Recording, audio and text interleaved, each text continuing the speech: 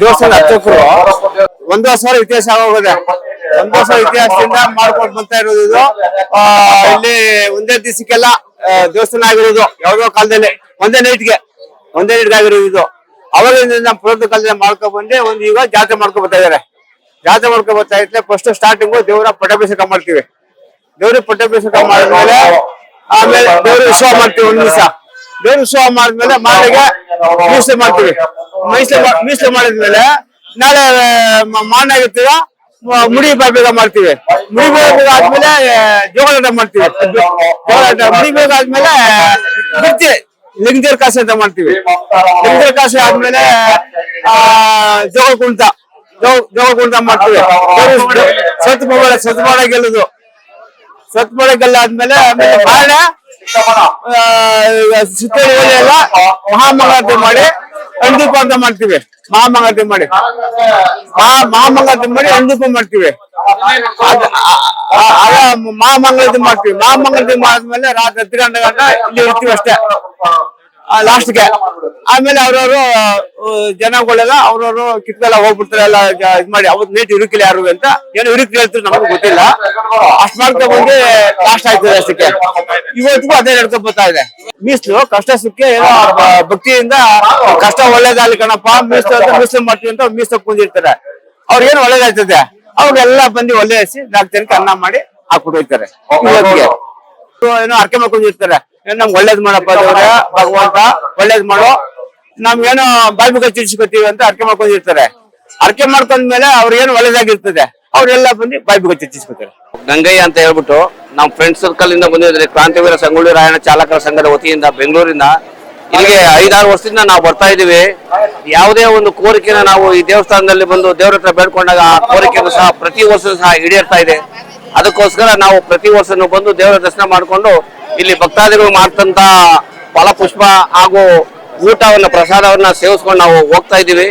ದಯವಿಟ್ಟು ತಮ್ಮ ಕೈ ಮುಗಿತೀನಿ. ಇಂತಹ ಭಕ್ತಿ ಉಳ್ಳತಕ್ಕಂಥ ಹಾಗೂ ದೇವರು ವರವನ್ನು ಕೊಡುವಂತಹ ದೇವಸ್ಥಾನಕ್ಕೆ ತಾವೆಲ್ಲ ಬಂದು ದೇವರ ಸನ್ನಿಧಿಯಲ್ಲಿ ಕಾಣಿಕೆನ ಅರ್ಪಿಸಿ ತಮ್ಮ ತನು ಮನ ಧನ ಸಹಾಯದಿಂದ ದೇವರನ್ನ ಬೇಡಿಕೊಂಡ್ರೆ ತಮ್ಮ ಬೇಡಿಕೆಗಳು ಈಡೇರ್ತವಂತ ಹೇಳಿ ನಾನು ಈ ಮೂಲಕ ತಮ್ಮಲ್ಲಿ ಹೇಳಲು ಬಯಸ್ತಾ ಇದ್ದೀನಿ. ನನ್ನ ಹೆಸರು ಆನಂದ್ ಅನ್ಬಿಟ್ಟೆ, ತಗಚಕೆರೆ ಗ್ರಾಮಸ್ಥರು. ಈ ದೇವಸ್ಥಾನ ಬೋರಪ್ಪನ ದೇವಸ್ಥಾನ ಜಾತ್ರೆ ಅಂತಾರೆ, ಮತ್ತೆ ಭೈರವೇಶ್ವರ ಜಾತ್ರೆ ಅಂತಾರೆ. ಮತ್ತೆ ಈ ದೇವ್ರಿಗೆ ಹಲವಾರು ಹೆಸರುಗಳಿವೆ. ಈ ಬೋರಪ್ಪ, ಭೈರವೇಶ್ವರ, ಮತ್ತೆ ಅಂದಾನಿ ಭೈರವ ಅಂತ ಕರೀತಾರೆ. ಜಾತಿ ಭೇದ ಅಂತಾನೆ ಜಾತ್ರೆ ಮಾಡ್ತಾರೆ. ಮತ್ತೆ ಇದನ್ನ ಈ ದೇವ್ರನ್ನ ಅರ್ಕೆ ಮಾಡ್ಕೊಂಡವ್ರು ಅವ್ರದೇ ಆದ ರೀತಿಯಲ್ಲಿ ಅರ್ಕೆಗಳನ್ನ ತೀರಿಸ್ತಾರೆ. ಈ ಜಾತ್ರೆಯಲ್ಲಿ ಅವ್ರದೇ ಆದ ಅರ್ಕೆಗಳು ಅವ್ರದೇ ಆದ ರೀತಿಯಲ್ಲಿ ತೀರಿಸ್ತಾರೆ. ಒಬ್ರು ಅಡ್ಗೆ ಮಾಡೋತ್ರ ತೀರಿಸ್ತಾರೆ, ಒಬ್ರು ಬಾಯ್ಬೀಗ ಹಾಕಿಸ್ಕೋತ ತೀರಿಸ್ತಾರೆ, ಒಬ್ರು ಪಾನ್ಕ ಮಂಡಿ ಹಾಕೋ ತೀರಿಸ್ತಾರೆ. ಇವತ್ತು ಮೀಸಲೂಟ ಅಂತ ಎಲ್ಲ ಹಸ್ತಿದ್ದೆ ಹೆಣ್ಮಕ್ಳು ಅಸ್ತಿ ಮನೇಲಿ ಎಲ್ಲ ತೊಳೆದು ಸೀಟಿ ಎಲ್ಲ ಮಾಡಿ ಅಸ್ತಿ ಬಂದು ಹೆಣ್ಮಕ್ಳೆಲ್ಲ ಒಲೆಗಳು ಮಾಡಿರ್ತಾರೆ, ಅರ್ಕೆ ಮಾಡ್ಕೊಂಡಿರ್ತಾರೆ. ಆ ಅರ್ಕೆ ತೀರ್ಸಕ್ಕೆ ಅಡ್ಗೆ ಮಾಡಿ ಜನಕ್ಕೆ ಪ್ರಸಾದ ಅಂದ್ಬಿಟ್ಟು ಹೇಳ್ತಾರೆ. ಅದಕ್ಕೆ ಇದು ಅನ್ನದಾನಿ ಭೈರವ ಅಂತ ಕರೆಯೋದು. ನಾಗರಾಜು ಅಂತ ತಗಚಕೆರೆ, ನಾನು ನಿವೃತ್ತ ಶಿಕ್ಷಕ. ಇದು ಭೈರವೇಶ್ವರ ಸ್ವಾಮಿ ಜಾತ್ರಾ ಮಹೋತ್ಸವ. ಇದು ನಿನ್ನೆ ದೇವ್ರ ಮೆರವಣಿಗೆ, ಇವತ್ತು ಮೀಸಲೂಟ. ಎಲ್ಲ ಸುತ್ತಮುತ್ತಲಿನ ಜನಗಳು ಮತ್ತೆ ಎಲ್ಲರೂ ಬಂದು ಮೀಸಲೂಟ ಮಾಡ್ತಾರೆ. ಮೀಸಲೂಟ ಮಾಡಿ ಸಾಯಂಕಾಲ ಗಂಟೆ ಮಾಡ್ಬಿಟ್ಟು ಸಾಯಂಕಾಲ ಎಲ್ಲ ಇಲ್ಲೇ ಊಟನ ಬಡಿಸ್ಬಿಟ್ಟು ಹೋಯ್ತಾರೆ. ಮತ್ತೆ ನಾಳೆ ಮುಡಿ ಬಾಯ್ಬೀಗ ಇದೆ. ನಾಡಿದ್ದು ಯಾವುದೇ ಕಾರ್ಯಕ್ರಮ ಇರಲ್ಲ, ದೇವ್ರ ಮೆರವಣಿಗೆ ಇರ್ತದೆ. ಮತ್ತೆ ಬುಧವಾರ ದಿನ ಜೋಗಿಗಳ ಕುಂಟ ಅಂದ್ಬಿಟ್ಟು ದೊಡ್ಡ ಜಾತ್ರೆ ಇರ್ತದೆ. ಜೋಗಿಗಳ ಕುಂಟ ಆದ್ಮೇಲೆ 10ನೇ ತಾರೀಕು ಶುಕ್ರವಾರ ಅಣ್ಕಾಯಿ ಇರ್ತದೆ. ಗುರುವಾರ ಅಣ್ಕಾಯಿ ಇರ್ತದೆ. ಅಣ್ಕಾಯಿನ ದಿನ ರಾತ್ರಿ 12 ಗಂಟೆ ತನಕ ಜನಗಳು ಇಲ್ಲಿ ಇರ್ತಾರೆ.